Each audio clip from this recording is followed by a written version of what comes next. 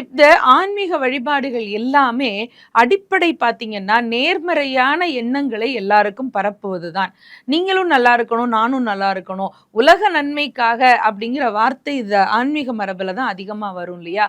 அப்போ நிறைவேறின விளக்க எடுத்துட்டு போய் நம்ம வீட்ல வச்சு வேண்டுதல் செய்கிற பொழுது, நமக்கும் அந்த பிரார்த்தனை நிறைவேறும் அப்படிங்கிற நம்பிக்கையோடு மக்கள் இன்னைக்கும் அந்த வழிபாடுகளை செய்து கொண்டே இருக்கிறார்கள்.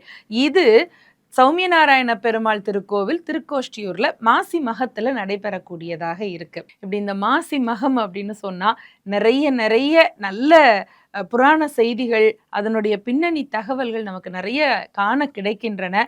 ஒட்டுமொத்தமாக பார்க்கிற பொழுது மாசி மக நாள் அப்படிங்கிறது பித்ருக்கள் வழிபாட்டுக்கு ரொம்ப முக்கியமான ஒன்று. நம்மளுடைய ஆன்மீக மரபுல அமாவாசை தான் பித்ருக்கள் வழிபாட்டுக்கு முக்கியமாக சொல்லப்பட்டிருக்கு. ஆனால் மாசி மாதத்தில் பௌர்ணமி திதியில வரக்கூடிய மக நட்சத்திரமான மாசி மகம் மட்டும் பித்ருக்கள் வழிபாட்டுக்கு ரொம்ப உகந்த நாளாக சொல்லப்பட்டிருக்கு.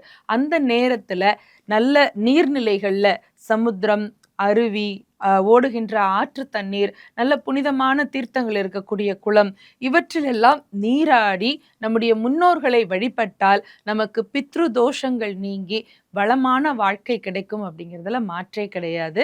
இப்படி நிறைய நிறைய பெருமைகள் இருக்கக்கூடிய மாசி மக நாளில் அவரவர்களுக்கு மனதிற்கு பிடித்த இஷ்ட தெய்வத்தை பிரார்த்தனை செய்து எல்லா நலமும் வளமும் பெற வேண்டும்.